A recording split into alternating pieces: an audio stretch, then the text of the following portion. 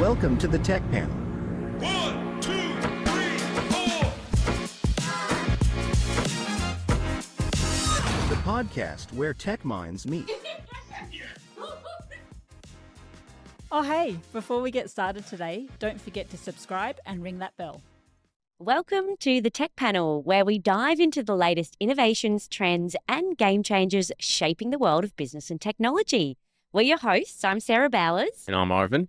And today we're diving into something every business struggles with: broken processes, wasted time, and disconnected systems. Our guest, Mark Layzelle, is the co-founder and head of experience at Day One Software, where he helps companies streamline their workflows, connect their tools, and stop losing time and money to inefficiency.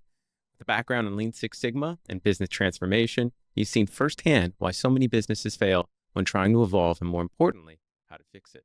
So how do you build systems that actually work together? What's the key to making transformation stick? And how can businesses recover wasted time and money? Let's get into it. Mark, welcome to the Tech Panel. Thank you for having me. Now, your experience is huge. I mean, you've worked for some of the largest global companies on transformation strategy.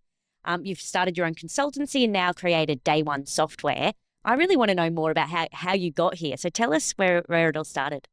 Yeah, right. So look, I think in my consulting work over the last 5 years, I'd seen a common problem playing out within the professional services space. For most professional services firms, there's this broken end-to-end value stream or operational process. And I'd been doing a bit of work with my co-founder. I'd been doing a bit of subcontracting work for his prior business. And in his business, they had built this prototype model of how to connect all of the stages of a standard professional services firm. So if you think up front, you've got sort of a CRM and some sort of lead management tool. It moves to a proposal phase. Then you have to actually deliver on the proposal that's been signed. And finally, you've got to bill the customer for that. Now, in watching how this tool worked for them, I could see a massive opportunity for how this could be used across all professional services firms. So when James sold his prior business, we decided it was the right time to take this prototype tool that they'd used and try to build it sort of industrial strength for the broader professional services businesses and industry. Yeah, great. So you, I guess, saw these issues in most companies, yeah. And you've built this product. Who's it for? Is it for large businesses, medium? Is it anyone? Look, it is for anyone, yeah. But I think the sweet spot is definitely small to medium-sized enterprises. I think the challenge that they face is, first of all, they don't have the tech budgets of the big end of town. So it's really hard for them to ever find the funding to build out their own custom software. A lot of the offerings today in the market are very sort of functional based. So you'll pick a piece of software to do one function in that broader end-to-end sort of operational flow. So for us, it's very much medium-sized organizations who are looking to scale. They're the sweet spot, right? Because today they are very reliant on humans to move information between each of these functional pieces of software. You've got a CRM, great. Then we have to take information out of that CRM, plug it into some sort of proposal tool, or worse still, Word documents, spreadsheets, right, to create a proposal. Then that proposal gets thrown over the walled garden to a delivery team who then has to make sense of how they're going to actually execute on this. Often it's a creative project manager coming up with all sorts of different budgets in Excel sheets and tracking tools, etc. And then finally, we have to capture that information and get it out for billing. And that is all highly manual, particularly in that medium-sized enterprise. Sure.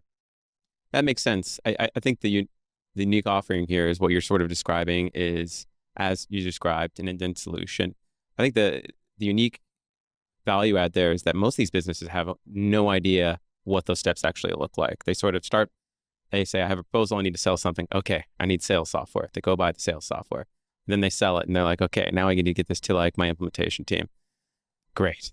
How do I connect this to whatever? And you're sort of already scheduled all the various services into a single product, which makes it a little bit easier for people to tangibly understand what does the end-to-end process look like. Yeah. And then you said you've partnered with some of the other really big names in the market already to plug the gaps. Correct. Right. So that's another really, I think, special thing that you're offering here, which is You're not creating unique solutions here where everyone's trying to be, gold at everything or silver at everything, I should say, and gold at nothing.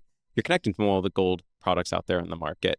You're just sort of connecting it all and prepackaging it and saying, if you want to run your business, here's how everyone's doing it these days. You're exactly right, Arvin. Yeah, I think, shout out to some of the functional bits of software out there, right? Some of it is really, really clever and fantastic software. I think the problem is that this software gets sold with a potential benefit to a lot of organizations, but that benefit doesn't actually get realized until you've done the plugging together of all of the different bits, right? So I can do this little slither of my value stream really, really effectively, but then I rely on someone to manually make sense of that information, take it out, translate it, put it into the next bit of software or the next document or whatever it is to move it along that value stream. So, we were very deliberate in not trying to recreate bits of software that are exceptional already. So we are built on the Salesforce platform and can sell either as an ISV product. So if you already have Salesforce, we can plug that on top, or an OEM product where we bundle the platform within that. But then we also partner with PDF Butler, which is a really great document generation and e-signature tool. We don't want to try to build those things, right? Because other people have done it really well. So we felt like partnership was the right way to go. But then all those other elements of that value stream, we felt like we could either do something that was unique or better than potentially the other competitors in the market. And that's where we've gone and built our own sort of proprietary code and functionality. I love that because so many people have thought to themselves, I'm going to start my own business. And they buy all the name brand products out there. And then they're like, cool, all right. What do I do next? Like, there's no instructions for anyone in the world that says, you're starting your business. This is what you need to do. Get this one, connect it to this. This is how you connect it. You've already got that. Yeah. Right. Or just those little workflows in between. It's just very manual. That's You're automating them. It makes sense. I'd love to hear like a real life example or a case study. So talk us through, an example of how someone is using the current software out there and then yours as well, and step us through that. Look, one of our first customers is seeing some really huge benefits right now, particularly in the back end of the process. So, we've talked quite a bit upfront around taking a lead and getting a proposal, getting that signed, delivering a service. But what gets hidden, and often it's sort of thrown to the finance administrative team, at the back of the office there, is all the work that is done to then bill these people, bill them accurately, don't leave revenue on the table, which, studies have shown 5 to 10% of revenue gets left on the table in the professional services industry, right? That's simply because we didn't track it, or someone has over-serviced and done 8 hours worth of work, but only put 6 in for billable time, etc. And then for many organizations, these tools, like we've spoken about, they're not connected. So somebody has to take spreadsheets, pump them into Xero or whatever your accounting platform is to then bill these people. Often that month end, let's say it's a monthly billing cycle, that month end close can take upwards of 10 days for some of these organizations. So for our first customer, in fact, they've taken that month end closing period from upwards of 10 days down to less than a day. And that's simply because we're always tracking as you go. You're working in this tool to deliver. So we can very easily get that time at point of execution rather than someone taking a note and at the end of the day going to another piece of software to punch in their time cards. And then with automation engines and an ability to customize how you want to bill, each client often asks different things. They want different line levels on their invoice. That becomes very complicated and manual for most organizations.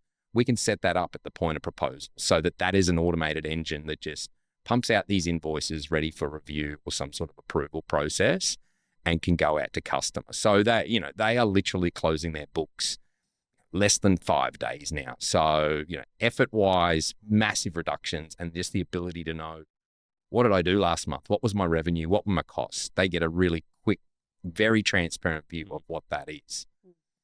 So as an example, if can you tell me like what they might be using? So they might have a Salesforce CRM, but then maybe is it like a Monday.com or something like that to kind of, do their project management and their workflows and their timesheet tracking and then Xero? Like what Yeah, what so sort of look, stuff's the out there? standard stack we see is, so this customer in particular, they were using Workflow Max, which was our old Xero product. Yeah. For many of our customers, it's Pipedrive. They've already got Salesforce, but it's not really set up with an operational view. It's just a CRM. Wait, people are starting with Some Salesforce? people are starting with Salesforce, correct? First yeah. car's a Ferrari. I mean, why not? Yeah, well, yeah, exactly right. Exactly. We see a lot of HubSpot as well, right? So the CRM, it's got its little piece up the front. Then proposals, look, honestly, most of these organizations are doing it in Word and spreadsheets, right? They've got a price list in a spreadsheet. They'll do some calculations in another tab. They'll get all of that and transfer it Copy over and paste into the pretty go and get an old template or an old contract that we think we can rework. It's fraught with danger just around pricing alone. And then just the manual amount of work that goes into this. Proposals take days and days and days for some organizations to do. There are other products out there that do proposal management, but again, they're very sort of isolated. And then when you get into the delivery side of things, wow, there's plenty, right? Your Monday.com, Jira, Teamwork, plus many others, right? And that can be different within an organization, right? So different if you've got a multi-business unit or multi-department organization, each department might be doing things differently. This team's using Teamwork, this team's using Trello, this team's using Jira, right? And so how do you get some sort of oversight as an executive or a partner or a business unit manager? Like, I can't compare apples with apples anymore.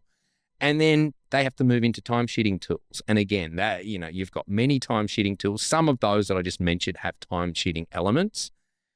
But there's this disconnect from what I promised a customer and we signed versus what's been set up here.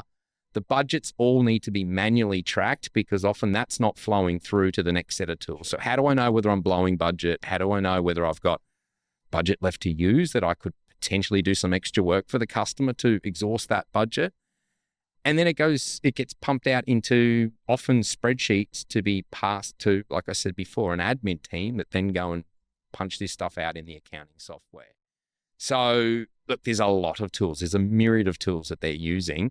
And for us, it's about saying, well, how do we have one central source of data, use automation where it makes sense? So things like invoicing engines, timesheet approvals, just people's standard working day, like having that information readily available to know, well, this employee works 40 hours a week, 8 hours a day, or what becomes even more complicated for organizations are when they're not full-time. Yep. And how do I know when I can schedule them, what they're available to work? So we have lots of automation around the ability to carefully identify who the person is with the right skill set to then deploy them to a project or an engagement, et cetera. Do you have any examples of customers you've worked with where you immediately think to yourself, like, this is a perfect customer where they had none of these automations and this is the amount of time that they were wasting or dollar values being lost in an organization? I always try to think to myself, what we're talking about for a lot of businesses, so hypothetical. They're not in the space where they can think to themselves, oh, I waste like 2 hours a week. Like, what does that even mean to me as a business owner if I lose 2 hours a week? Or how much are other businesses losing right now? And what can you actually tangibly provide them if they were to leverage a system like yours?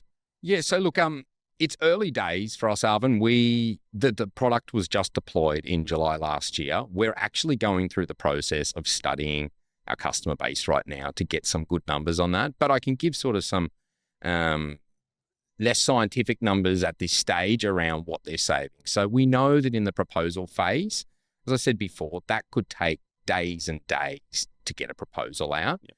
And often required a lot of bouncing around the organization. The CFO's got to sign off on this discount and this executive needs to check over it to make sure that it's correct. We've got templated contractuals or templated proposals, should I say, that enable you with a button click, if you have a repeatable type proposal, which most of these professional services firms do, right? Like there is a structure and a product type that they are selling to a customer.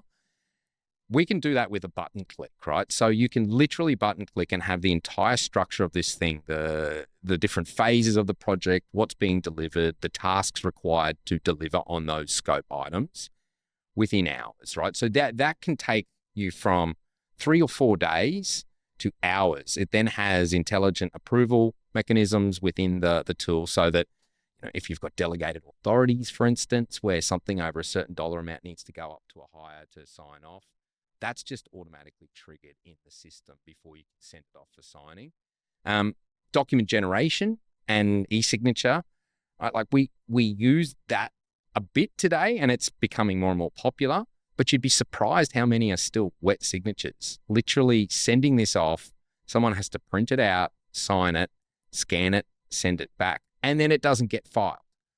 Then it gets lost or kept on somebody's desktop and there's no In an email record, somewhere. centralized Yeah. record of that, right? So therein will save you a day or two, right? Because normally, and in my own experience, you need to chase your client for a couple of days to get this signature. They've given you the verbals and said it's all good, but then to get them to print it out, to sign it, to get it back, that can take a couple of days, right? So that delays the start. That delays effectively earning revenue, right? So there's another sort of key point that we see big savings in time. Having everybody in the one place to deliver then. So we have Kanban boards, Gantt charts, all of the tools you would need to deliver a project, whether it's agile, waterfall style project methodology. We've got that covered. And then we have all of our tickets or tasks that people physically pick up within these boards and work and can time log in there. So you're saving people time. It may not be a lot, but you're saving people time every day in not having to take notes, not having to remember to go in end of day, end of week, or when your boss harasses you to do your timesheet. That can be done there and then in the tool to say, this is the time that I've done. Now, that might only be 15 minutes, but that's across your entire workforce, right? Sure. Every single day.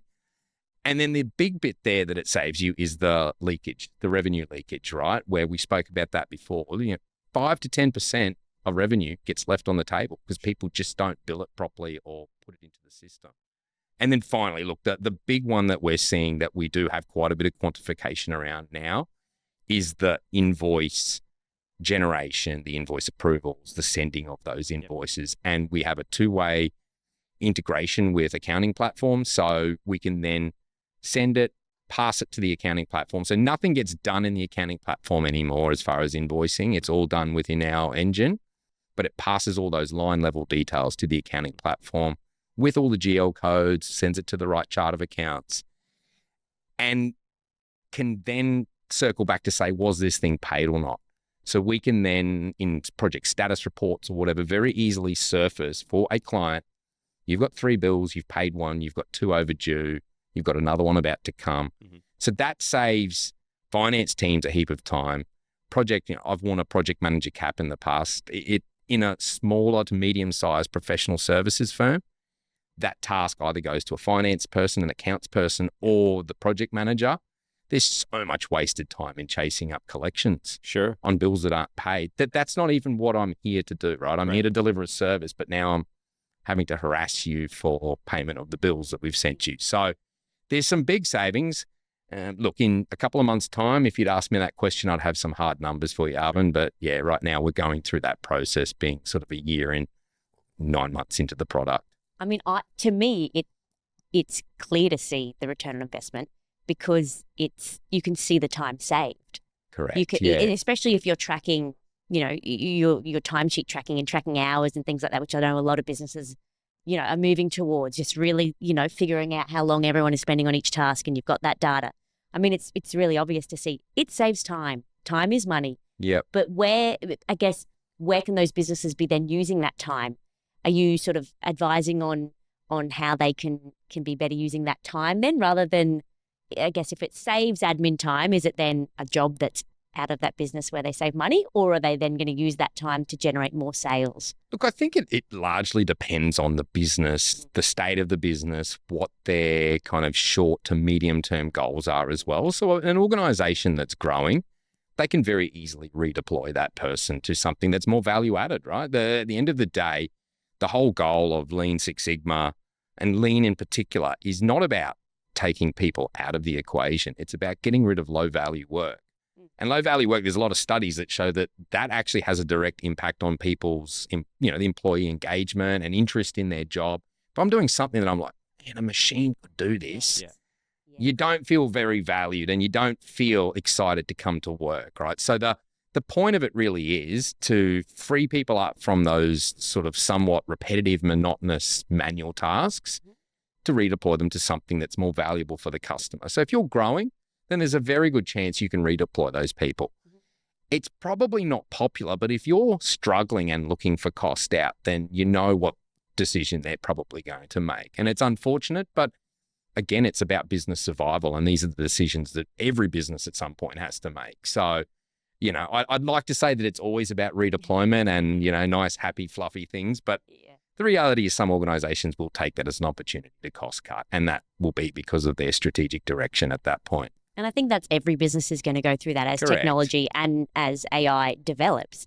It is taking away those admin tasks and those menial tasks. I love the idea that it creates time for people to be creative and opens up that time to not just be chasing your tail constantly, but actually have time to brainstorm and develop and come up with new ideas and actually work on those. I think that's a huge potential for businesses, because that's something that I think, in all of these workflows, creativity is like, no, we do not have time for that. Like, we need to be efficient. Correct. And I think efficiency and creativity are almost like opposites in this world. They're definitely pulling on the tug. It's the tug of war between those two. Definitely. I think that opens up opportunity. We've talked about the admin side, but I think there you kind of touched on something there that I think I haven't really addressed, which is the highly paid professionals who are in the billable world, right? So we've sort of talked about the impact to a lot of these administrative type roles that help support the business.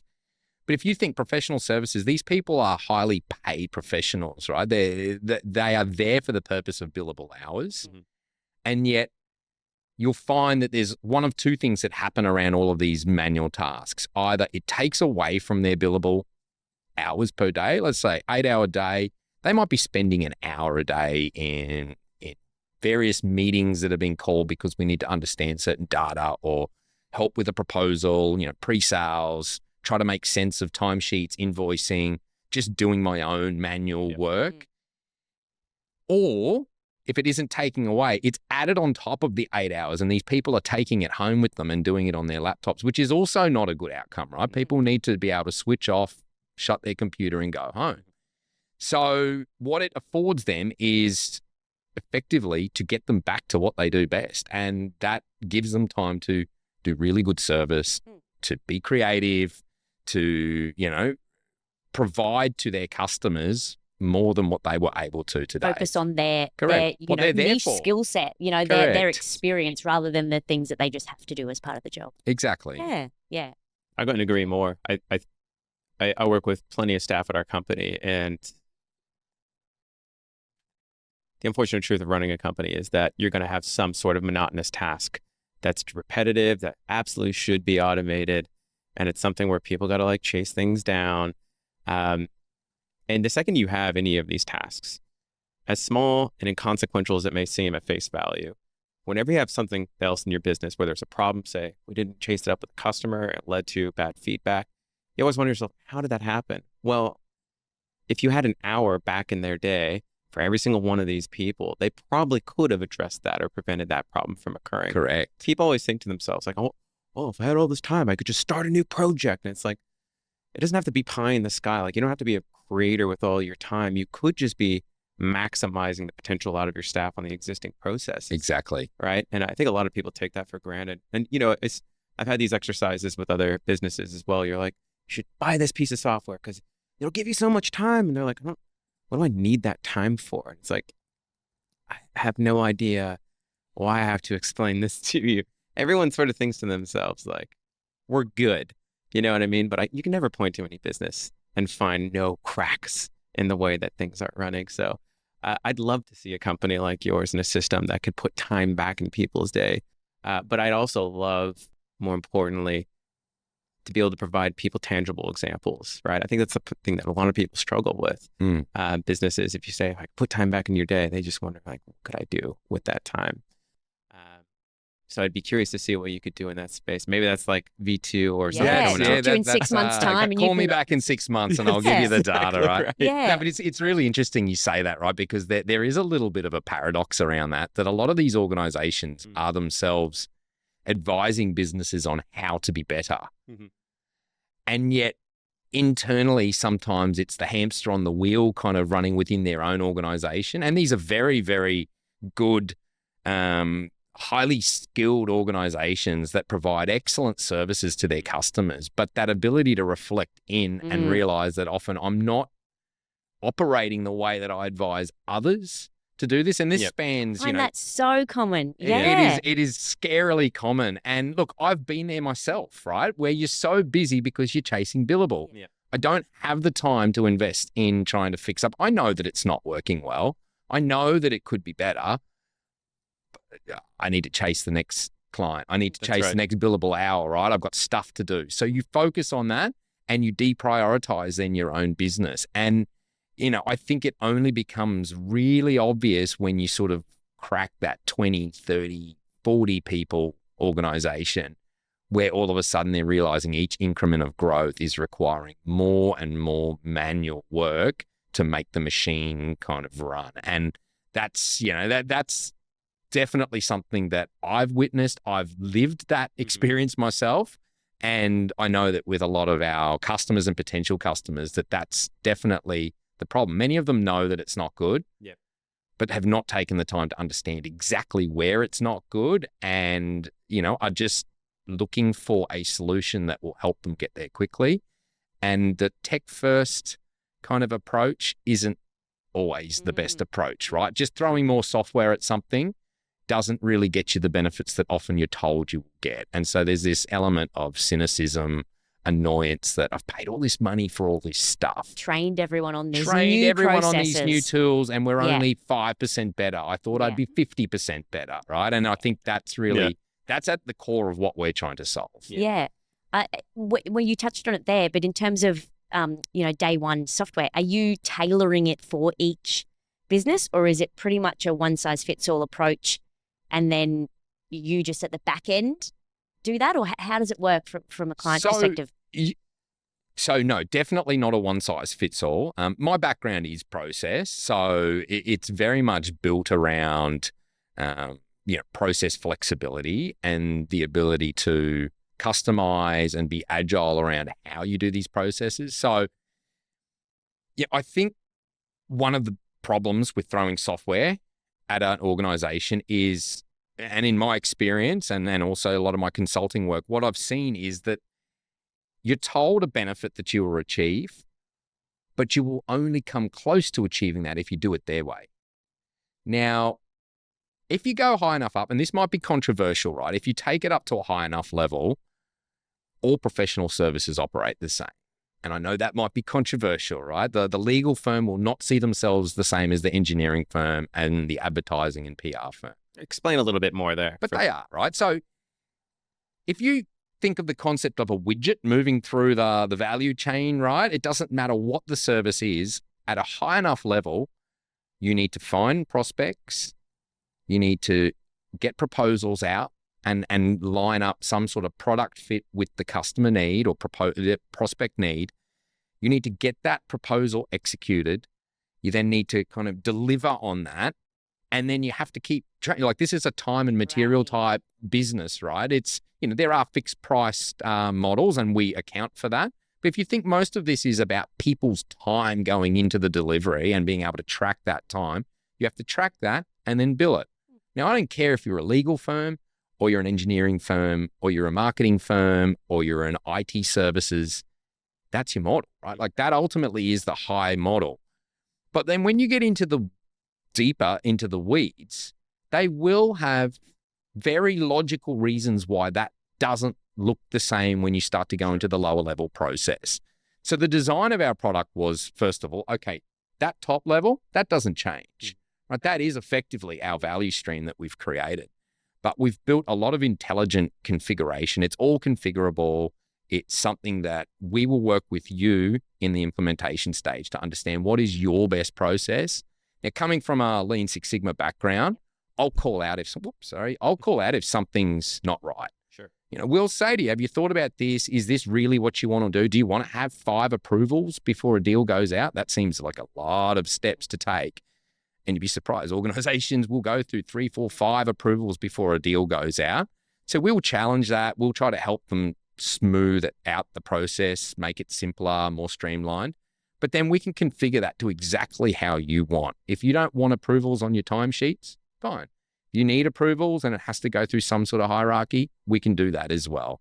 The whole templating of proposals, well, that's totally customizable, right? That's up to you and how you structure your projects. So at a high level, it's defined, but at that lower level, we can configure all of those things for your needs and for what your vision is for your business. And more importantly, you're not going to get it right all the time.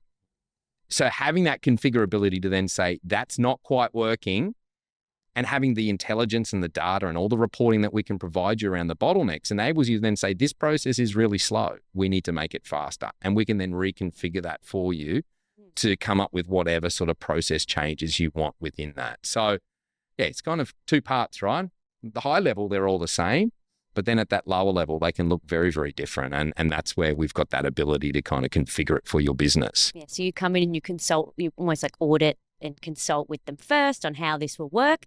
You then build it to this specific business and the specific technology that they're already using or that they could be using that will work for them. And then that's all then automated, under this day one banner. Correct. Yeah. Do you then work with them on that? Yeah, definitely. Moving forward, and you tweak and you stay with them. How long does that normally take? Or are you constantly with them? We do offer a support model, which we highly recommend our customers take if you wanted, particularly if you're interested in that continuous improvement, continuous refinement. But even with a standard implementation, right, we will have a period of hypercare where we're checking in over, not just week 1, right? What happens in week 1?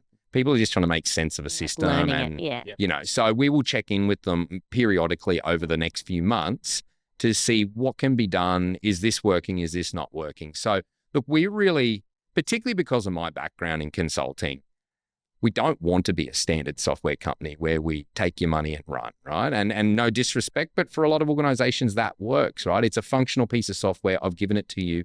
It does job. It does the job.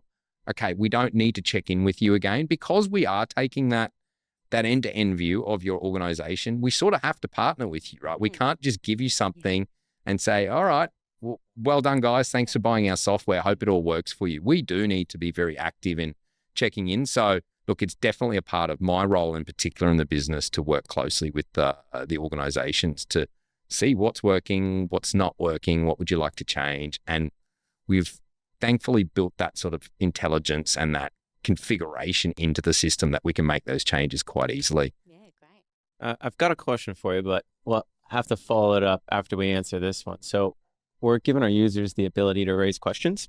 We go into our shows, and feel free to email us if you have a question. But they've asked, Lean Six Sigma is all about efficiency. So tell us, what's the most ridiculously inefficient thing you secretly refuse to stop doing? That I refuse to stop doing. Oh, this is a stitch up. Look, I think the big thing that my area of study was economics, right? So I love a spreadsheet. Right? And I love to build out to me. Yeah, I'm talking real dirty now. And I love to build out models and run my own statistics and things. So this is terrible. I shouldn't be saying this, but I still love crunching numbers in Excel. Even if the numbers are there for me, I will do additional things in Excel. And so like my business partner is often trying to take the outputs of my models and building it in so that eventually I can say goodbye to Excel. But there's something nice about figuring it out or doing it yourself, the I process love the math, or something. Right? I get that as well. I definitely love sitting there and crunching numbers in Excel, even though it's probably not adding a great deal of value, it's just pleasure. It's a sick, perverted pleasure of mine, right? So what I was going to say a second ago was, you're obviously working in a very intimate space of professional services companies, which Yes. is the SMB space, right? And I'm sure a lot of us out there listening probably agree with this statement that in that space, they often think that their edge is the human element of whatever services that they're offering. Do you feel that's a friction point that you're often dealing with, trying to introduce something that could potentially automate someone out of a task or responsibility they have? I know I deal with this constantly, where I speak with people and they're always thinking to themselves, like, I don't want to automate that process. I like doing this. And I wonder, is that just our own personal biases or our own internal fears? What's your experience trying to automate people's businesses? Look, I've been doing process improvement for just shy of 20 years now. So even long before day one came along, I've been dealing with this exact problem, right? That any kind of simplification, automation, and more recently, AI, conversation around AI will invoke a fear, a real fear. And any change will invoke a fear, right? Like human nature and psychology, it will invoke a fear. But particularly if it is to do with my job, then there is that natural fear that am I being slowly being made redundant, or, what is my value to the organization?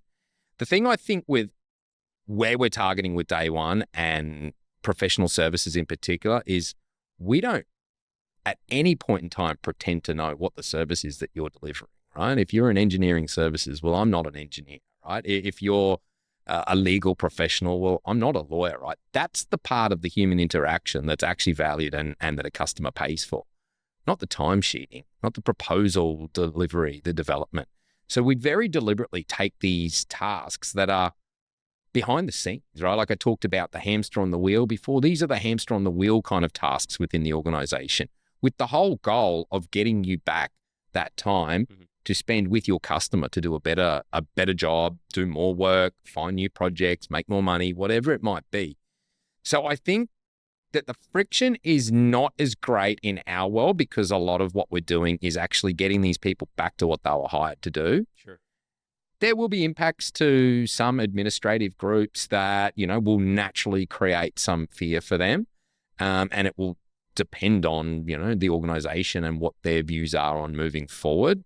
But realistically, for the vast population of the professionals who are billable employees of this organization, there's not a great deal of resistance because they were already somewhat frustrated. And for many of them, this was work they were doing after they'd gone home. Right? It wasn't in their 8-hour day. It was in their 9th or 10th or 11th hour of the day, right? That they were doing all of these admin things and checking proposals, approving timesheets, approving invoices.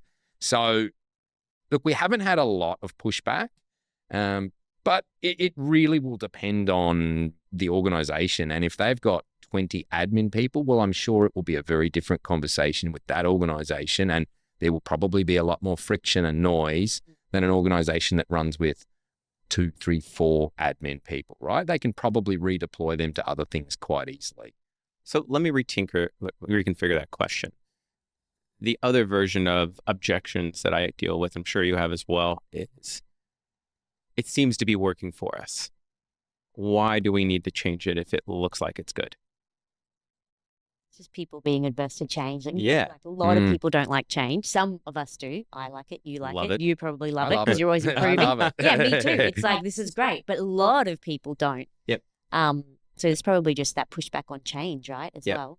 Absolutely. But I do get that fear of like, you completely understand where people come from in, even if Agile's coming in and it's like, we're getting retrained in this way to do things more efficiently. Anytime the word efficiently is used, and it seems to be this efficiency economy now, let's do things more efficiently. It either means, okay, great, I get less admin tasks, but I'll probably have to take on another client. I'll be servicing 2 clients now because I can bill them double, or I've got more time in my day, so I'll be taking on more work. It's never going to be that person is working less. So, No. you know what I mean? So That's exactly right. There's always going to be that fear, no matter what it is. Correct. But AI and tech does seem to have this, and this efficiency economy, I guess, does have that fear in any business. Oh, right? absolutely. Yeah. And I think, for the people impacted by this stuff, it's a valid fear, right? It's something that potentially they might have to take on a new workload and they don't know what that will be, whether it's actually going to be better than today or,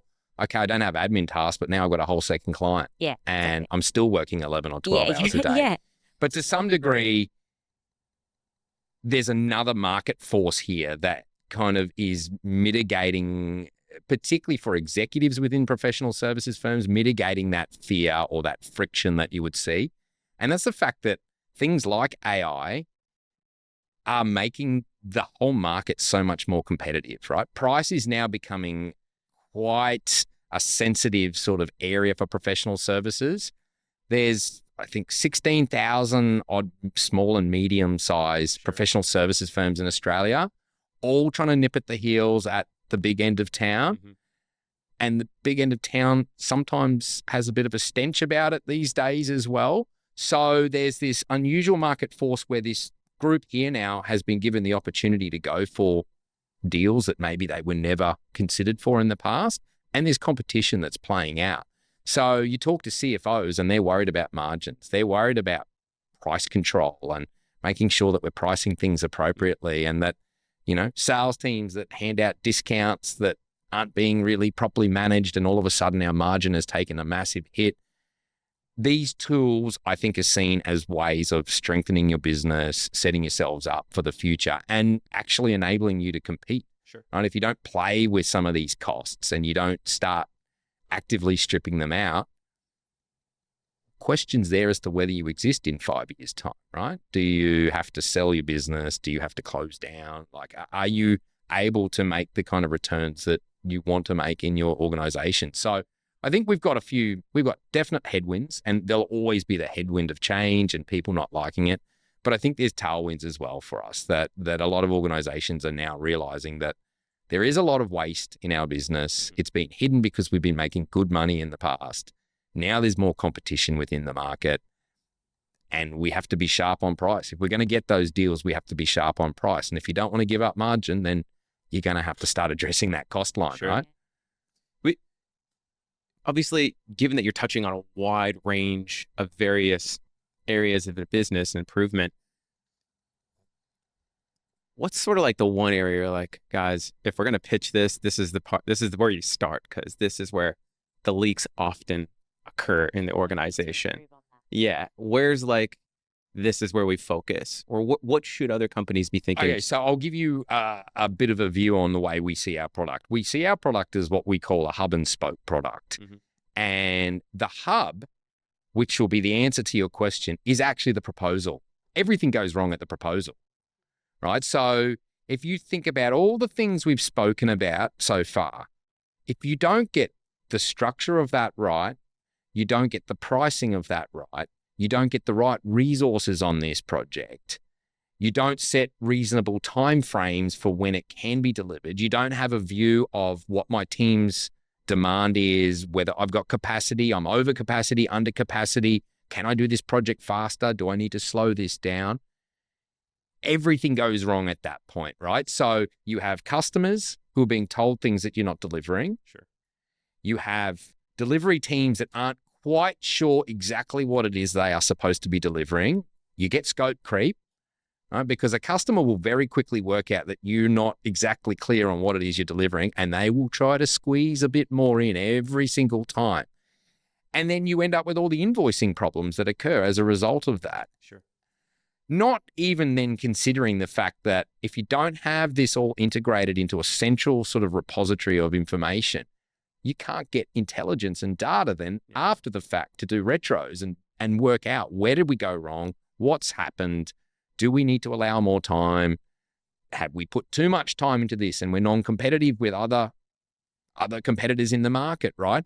So I think for me, the moment of truth in this entire value stream is actually that proposal. Sure. You've got to get it right. You've got to get the right structure, level of detail that suits your organization. You've got to get the right people on it.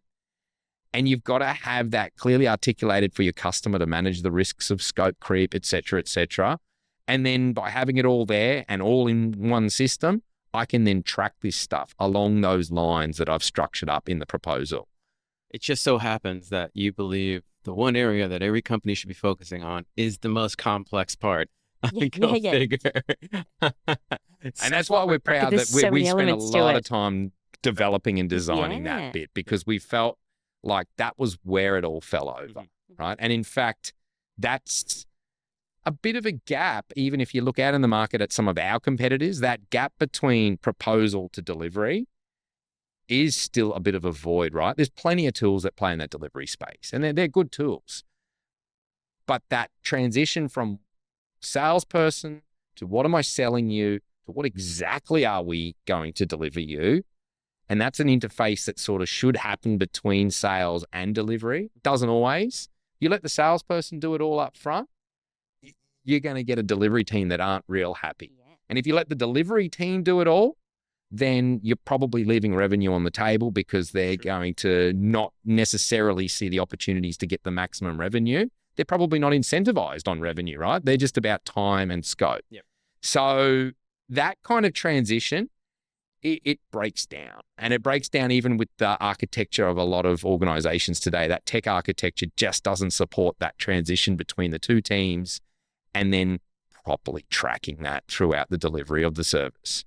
And the reflecting on it is Reflecting, that big thing. yes. Yeah, massive. Because if it seems to be going okay, but you're reflecting on it and you're actually like, yeah, we do need more time on this, or we are undercutting ourselves, or hey, we didn't spend that much time on it. Can we go cheaper? Like that reflection and fine tuning those proposals is key.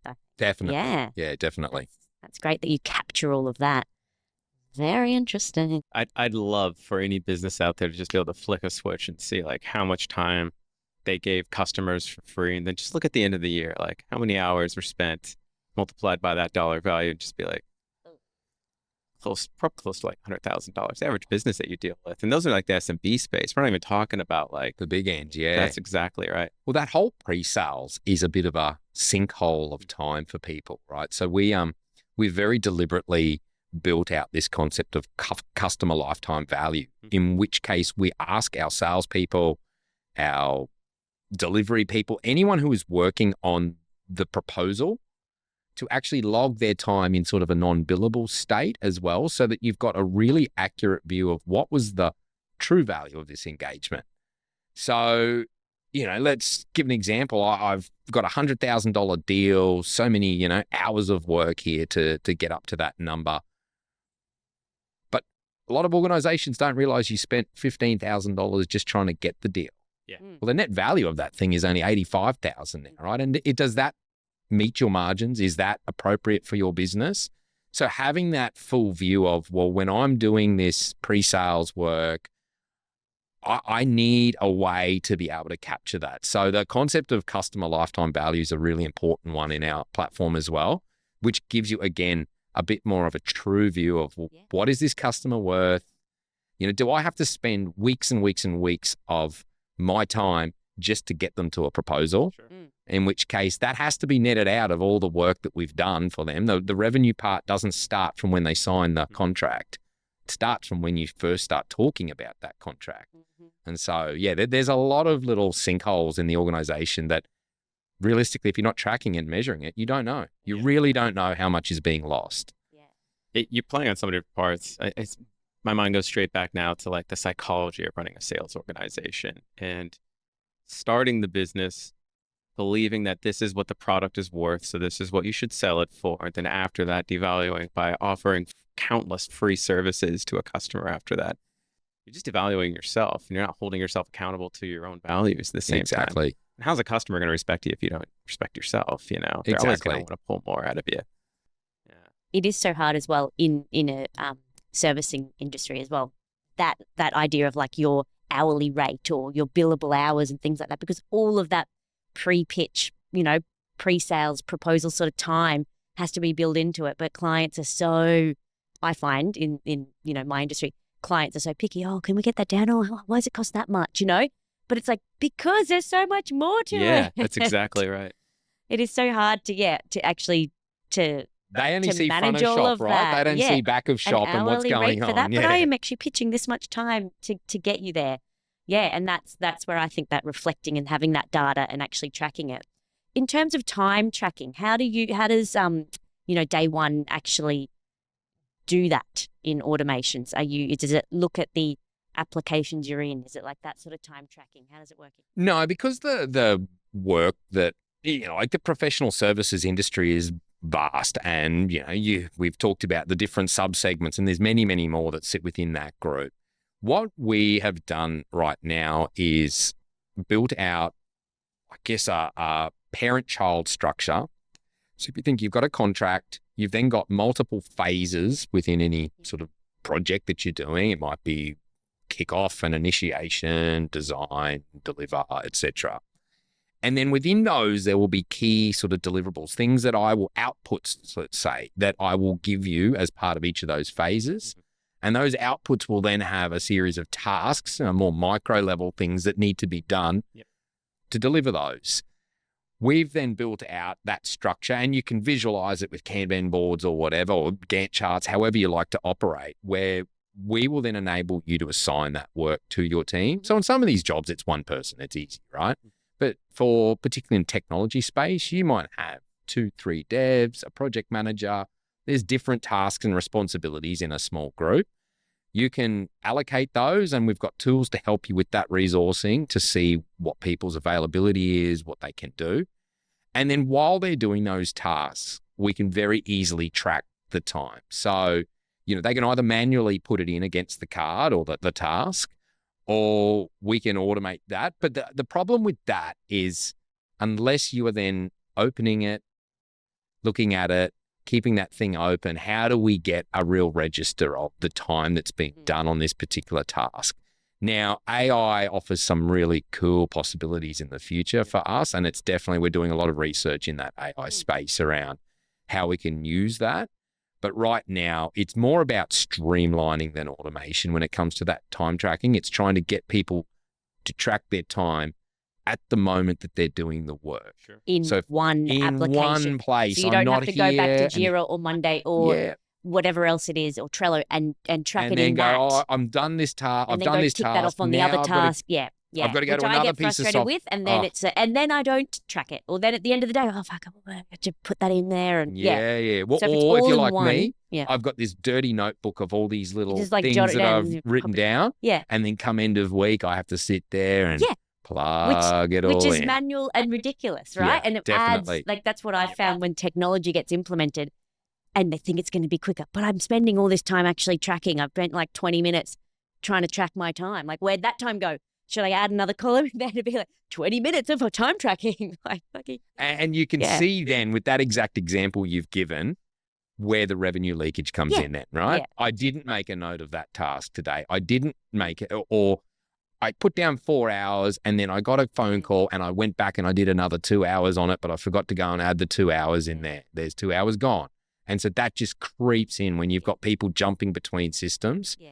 So that's really how we've addressed it now. Future versions will look for more intelligent ways that potentially can use AI or, counters, right? I've picked up the task, I click a clock, and we've got that feature, right? So you'd have that in there already, we've got right? that in there now. But so in your task, in that workflow, you're in that, you tick it on, hit time track, you've got to make sure you tick it off. And that's the issue, right? Is that there's still some element of input from a human right now to do that accurately.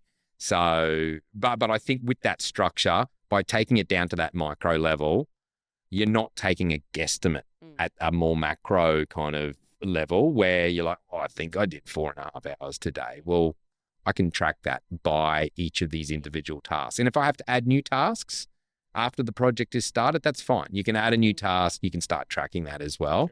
And because it's all got that hierarchy, it will then just flow up to the appropriate budgets. And then, so that is similar to any other sort of workflow software. That's where your customized software is in there. So when that replaces something else, but then it still talks to your CRM and it still talks to your accounting, your Correct. Xero. So yours is that kind of middle ground. Absolutely. Yeah. And it sounds like obviously it's great for small and medium business. What about smaller, like how small can you go with something like this? Or is it? Look, I think 15 people is probably the minimum size where you would actually see real benefit. Under that, the administrative stuff gets hidden quite a bit. And often it's small enough that a leader of that business probably has a pretty good idea of everything that's going on and every project that's underway. And, in 15 people businesses, you're probably not doing large projects with multiple people working on it, all taking different responsibilities. It's often more of a one-to-one or maybe 2 people working on a job. So the tracking becomes a bit easier. Does it mean that they're losing insights? Yes, it definitely does. Does it mean that they're wasting time? Absolutely. But it's all a scale thing, right? It just gets hidden and it's not as noticeable. It's really as you're trying to break into that small to medium size, and definitely as you're approaching 50, this stuff is actually becoming a really big obstacle to improving, getting bigger deals. You're noticing now that you have multiple people working in administrative functions, or your highly paid professionals are spending inordinate amounts of time in administrative tasks. So that for us is really the sweet spot. But I'd say 15 is probably the minimum before you'd start to really notice the benefits of the software. Are there any systems that you have worked with, trying to partner with, let's say, that you've come across and you're just like, this is not the kind of tool I'd be recommending to other companies? Have you been burned by any of the tools that you've tried to partner with? No, I think we're early enough and fresh enough in our journey that we haven't had that experience yet. Our partners have been really good. We only partner with 2 other software vendors, right? Like Behemoth being Salesforce, and then a really cool crew out of Belgium, which I said before, PDF Butler.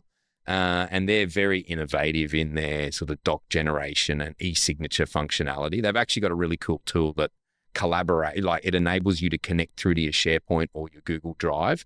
So filing no longer becomes an issue. We talked about earlier people leaving things on their desktop and then leaving the business and we've got no record of a contract. This will automatically file those things into your existing structure that you got there, whether it's SharePoint. So we've been really lucky. They've both been really accommodating and helpful. As we sort of start to look at other bits of functionality, and a lot of this will be customer led. So as customers are telling us that there's other bits of functionality that they need to preserve in the new world that is not addressed by ours. So HR systems is probably a really good one. Again, call me in 6 months and we can see whether we've had experience there. But look, we've got a great integrator as part of our team. We will integrate with anything really. And we don't intend to try and consume all functionality. So there's a lot of stuff like HR, supply chain and warehousing. If you do happen to have quite an inventory of things, I don't want to get into supply chain software, right? We will look at how we integrate that in. So look, we're still fresh and smiling. We haven't been burnt by anyone yet. In terms of the finance software, is it mainly Xero that you're working with? Or Xero is our primary right now. And for this market that we're looking at, it is the sort of the primary software in Australia and New Zealand. We know that QuickBooks is also fairly popular here, but then you get the sort of the big end of town software. And particularly if we start doing business with 200, 500,000 plus employee businesses, that we'll look at that. But a lot of the software, again, no offense to accounting platforms, but they do operate in a very similar way, right? It's really comes down to the UI, particularly for what we're doing. We're only owning the invoice generation and the calculation side of it. We're not trying to manage your books and chart of accounts and those things. We'll leave that to the accounting platform. So we just need to be able to very intelligently integrate with your chart of accounts, your GL codes, push things in appropriately. Move the data from here to here to here. Sync up accounts, right? So that's a big one. A classic one we see is accounting platforms having completely different company information to CRMs. We could do that. We can intelligently sync between those two bits of software. So look, for us, we're not in any way fearful of having to integrate with other accounting platforms, sort of bigger end of town accounting platforms, but right now, Xero is definitely the key one, and we've got a really good application to do that. Yep. You've obviously worked many years, over a decade, in business transformation. Do any specific examples come to mind when you harken back into those days where you're like, from a digital transformation perspective, these are either the industries or the types of companies that it's just a nightmare how far along they are in that process. I know I have a perspective that construction was always like the struggling industry out there when it comes to digital transformation. Who do you think, from your perspective, are the ones that are just like not getting it? I'm going to give a really controversial answer here and say all of them. So there's a lot of research that looks at business transformation and digital transformation. So Kotter, who's sort of the father of change management, over 30 years ago said 70% of big change fails. That number has rung true over the last 3 decades. So McKinsey, Boston Consulting have all done their own sort of research, and it comes anywhere from 70 to 85% of digital transformations fail badly. Yeah, wow. And there's a number of factors at the core of that. But yeah, so it starts with leadership and the ability to manage change. And we talked about the psychology of change before and how that, that gets borne out within an organization. So that's really critical, right? If you've got a leader who's not 100%, in fact, if you don't have a C-suite of people who are all 100% on board, there's a good chance that transformation will not work. And can communicate that, actually. Can and communicate is the inspire most everyone else important to part. get on board with that. Like, that's the big thing. They could be for it, but they have Absolutely. to sell it to everyone else in a very positive way. Absolutely, right? I think the next big one, which is very close to my heart, is this complete lack of understanding of what my actual process is. There's an ideation around what I think it is. There's a belief that what somebody documented 5 years ago is still the way that we do it today. And in many circumstances, there is nothing documented at all. Yep.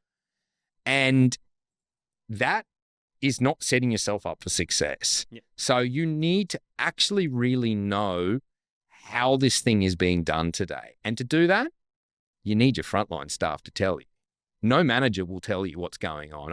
When I used to do a lot of workshopping for lean stuff in particular, I deliberately asked managers to sort of step back in these workshops. I didn't want to hear from them. I wanted to hear from the person who actually does the job. You tell me, what do you do? And the look of shock on many of these managers' faces that this is not what they thought. Like, it's a realization point all of a sudden that, oh, shit, I thought we were doing it this way. Yep. Right? So, well, that person's the one making the decision about what we're going to do. And yet they think we do it this way, but this is the way that we do it. So you can see now there's this massive disconnect. And then I think the more recently, when we talk about like less so about business transformation and more so digital transformation, there's this technology first kind of view that software will solve every problem. Software will solve my problem. Yeah. And if you don't have a leader that can clearly communicate the why are we changing, you don't have a basis with which to make decisions because you don't really understand your process. And these same leaders that we're talking about are the ones ultimately who make the decisions about where we're going.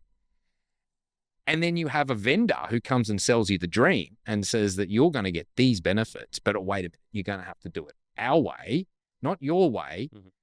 No surprise that 3/4 of these digital transformations never hit the expected benefits and are deemed failures, right? But if you ask the exec teams, and that's what they've done, they've surveyed all these executive teams, it's a failure 3/4 of the time.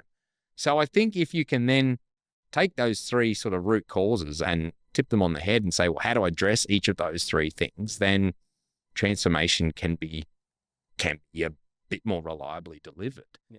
But no, back to your original question, I don't think that there is. And I've seen these same problems in ASX 50 companies as I have in, startup scale up businesses across every industry, not just professional services. So sorry for the scary stats there. Do you have a solution for it? Do you have a solution, or have you, what works the best? Like, is there a certain model? Like, I know you're quite, you've referenced lean, but is it agile? Like, what is, anything Look, else? I think I'm Lean Six Sigma trained. I was a black belt in banking for many years as a Lean Six Sigma practitioner.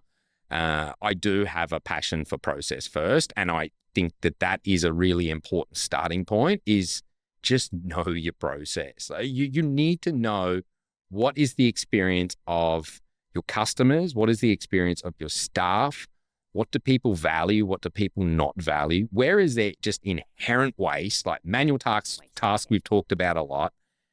There's this concept in professional services of overproduction, which is all over-servicing, right? Again, it's kind of the idea of I do extra work for you, I forget to bill it, and then it doesn't get billed. Poor decision-making or waiting because I don't have the information, so somebody's got to collate it and I have to wait. But these things they're just inherent in every business, but you won't know that that's occurring until you've actually gone and sat down and mapped out the process, or at least documented it, right? Whether you want fancy process maps or doesn't really matter. It's more about going through and telling me what is the sequence of events and what are the issues against each of those.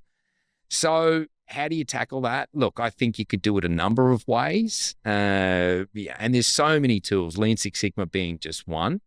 How you then deploy that, and once you've come up with your solutions, what do you do with that? Well, then you've got a whole nother bunch of methodologies, right? Do we use Agile? Do we use Waterfall?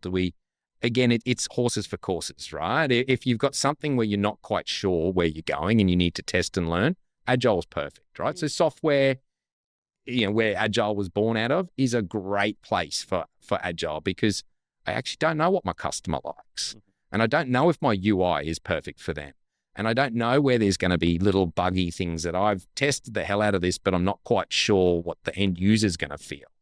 Right? And we have this problem ourselves. You look at this software for so long that you know where to go and you forget to put it through the eyes of a customer, right? So Agile is brilliant for that. But some projects where you know the end point, here's A, where we are today, here's B, where I need to get to tomorrow. I think it's unpopular to say these days, but the good old-fashioned waterfall is the best way to do it, right? Like map it out, build requirements, set a proper schedule, document things, right? It was seen as unnecessary overhead, and it probably was in areas like software or any other business where you're not quite sure what the customer wants. Mm-hmm. But when you've got that certainty about what you want to deliver, I'm sorry, nothing beats the old school project management ways, right? Just do it in the old school way. So look, long answer, but there's so many different tools. I think for me, it's knowing your process and then having the information and the intelligence over that process to then be able to make informed decisions. And if you can get those two things right, really probably won't matter what kind of methodology or way you go about it. You've got the insights and the information needed. I'm curious to know, like you've worked with so many businesses. What have you implemented in yours? So in starting day one, what do you use? What software? What methodologies? How do you run it? So we're a classic startup, right? We've got all of the usual startup stack of, the Google suite and everything else, right?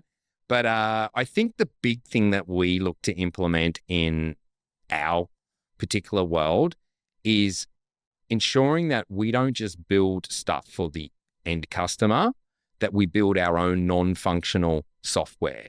So simple things like deploying to a customer, right? You can do that by hand for so long. Yep. But then if you've got 100 customers and we've got an upgrade, well, how long is that going to take us to do by hand? Testing frameworks, things like that, for us, these are manual tasks that we have to do. Even things like, subscriptions in our tool. And when we first started, that was something that was very much here's your license for the year, and then we're going to have to remember in a year's time to go in and update this thing. So we've built that functionality. Now that's dual. It's both non-functional as far as helping us, but it is something that our customers will be able to use as well. So I think it's less about the stack that we use. Like the devs are using your standard GitHub and everything else, right? They're using all of the normal dev tools. But I think for us as an overall business, it's more about constantly looking at where our manual interventions are and how we can either streamline that, automate that, and then that has a halo effect for our customers, right? We're not tied up doing low value stuff. We're free to help them and work with them on how they can improve it, etc. And what are you using to do that streamlining? Because you're a small business. Yeah, you're small. Yeah, we're using our own tool, Yeah, right? yeah. So Oh, a lot of this thank stuff goodness. is Love yeah. hearing So that. we use the day one tool, Yeah. right? Like just to get clear there, when we talk about you've the toolkit. manipulated it and made it for what you need in your. Well, ultimately we're a professional service, Yeah, right? We're of a course, yeah. software vendor that provides a service to customers. So any software vendor can use our software as well to help them with that whole process of, particularly enterprise software. This is not something you go and buy off a website and put a credit card in and there you go. There's your cloud version of this software. This requires implementation. Yeah. This requires contracts and things with an organization. So yeah, we were primed to use our own tool, right? So we use our own tool and then which gives us two benefits, right? One is that we are now on the other side of the fence. We're not the developers. We're like in a way the Testing it out. client, Yeah, the your customer client, now yeah. of our Yeah. own tool. Yep. And then we can see where there's a lot of time being wasted in trying to update things, even little things like updating bugs across many platforms.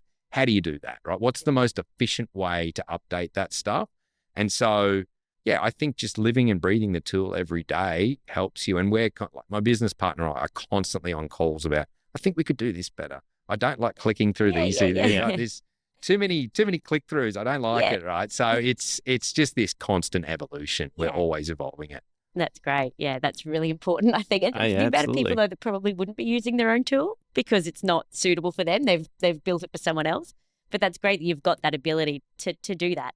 I want to know as well, I know you said you've got your stack, but yeah, talk me through what you're using in terms of like from the end to end, what you're using with day one. So we start with our tool, right? So if you think the end-to-end operations, we've got like it's Salesforce, right? So you start with all of the information and the power of Salesforce.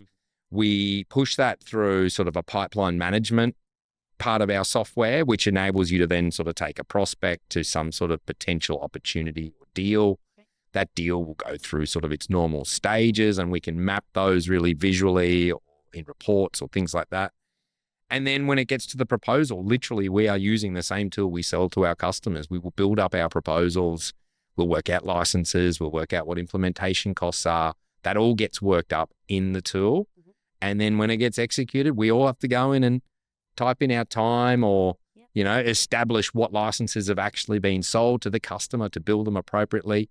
And then that flows through the billing engine and back end Xero for us. So, so we literally live and breathe the same sort of operating model that we then promote to our customers. Love that. That's great. I would say, in summary, the big key takeaway from what I've learned in this discussion is that you have to intimately understand the processes that are involved in how you run your business. From there, make sure you have a robust CRM that can accommodate whatever workflow it is that you need to run and deliver whatever services you're providing to your customer. I love that. I've always liked the idea. There's a lot of training organizations out there that focus a lot on process. And I think we'd all be surprised like how little attention people actually offer to the process, like researching into it and how scary it is. Like a lot of people don't even want to look at the feedback loops. You know what I mean? They're kind of like afraid what they'll find. They're in their head. They're like, no, it should be good. It should be good. And you might find out the customers are like, we hate this. Back to the drawing board, reconfigure and everything. But yeah, I love that the system actually provides you with a realistic means of managing an organization. This is one of those conversations where I was like, I wish I had this on the board. You can actually just show me this. I don't know if I actually have seen that, but maybe we could do that offline after the call. We can. Yeah, I'd love to as well. Yeah. Last question that we always want to end these conversations with. Is there any piece of software that if you were either starting your business right now or you know someone who's going to be starting their business, and I feel like I know what they're going to say, or you're going to say, that you feel that they need to have, brand or otherwise? Oh, look, it'll be a shameless plug, but I think our software, right? No, but like to be more generalist in my answer, I think you have to think broadly, right? And how you are going to tie together all of the different functions within your operations to overcome the data silos, or, the throwing of a deal over a walled garden kind of effect, where the person about to receive it hasn't seen anything, doesn't know what's coming. Whoop, over it comes. It's over the wall now. I better deal with it. So just having that view of how you piece together all these pieces. Now, we do that, and, there are other ways that you can do that. So I think my advice would be, though, don't just think the vertical slithers. Yep. Think how horizontally this thing all ties together. And there is great software out there that does lots of these little functional bits. But if you don't tie it all together, you're not getting the benefit, right? Like, that's just the stark reality. You will not get anywhere near the benefits you think you're going to get from having this software. So for me, to give a less shameless plug answer, it's that horizontal integration and how everything ties together, and that how technology does that for you rather than relying on people to manually move information, right? Like, these professional services is not a physical product, it's an information product, right? So that movement of information is so critical in these businesses, and that would be the one piece of advice I would give to any sort of starting organization. And is there a product, though, as passionate as you are about like Excel, that you would recommend to someone else to make sure that they run their business effectively? Look, I think there's no one product. No, I wouldn't be able to call out one product that for me is the thing that you must all have, right? Because I think it's very reliant on what organization you're in, what industry you're in, what service you're providing. If it's analytics, then you better have Excel, right? But if you're in a legal environment, for instance, then, you will have a different set of tools that you need. So I think, no, for me, it is very much it is more that meta view, which is no one piece of software, but how all of these functional bits talk to each other, for me, is really the important thing. Yeah, is your process and how they... Yeah, that process and how it all links together. Yeah, that's great. Love that. Is there anything else that we haven't touched on that you'd like to cover? I think you've covered all of the key topics really well. Yeah, I think it's great. It's been a great conversation. I love just like, you pique my interest in something. I want to know more about that. So sometimes we go on our tangents, but yeah, if there's anything else that you want to cover, you can do that. Otherwise, tell our audience where they can find you. You can find us at https / you know the stuff, day1, one word, .software. And yourself in particular, can they find you on LinkedIn? Get me on LinkedIn, yeah, or contact me via the email details on our webpage. We'd be more than happy to talk to anyone who's interested. And it's Mark Layzelle. Mark Layzelle, that's right. Beautiful. Excellent. Thank you so much, Mark. It's been amazing chatting with you today. Been great. Really enjoyed it. Thank you really very enjoyed much. It. No worries. Perfect. Megan, don't forget to subscribe and hit that bell, and we'll see you in the next episode.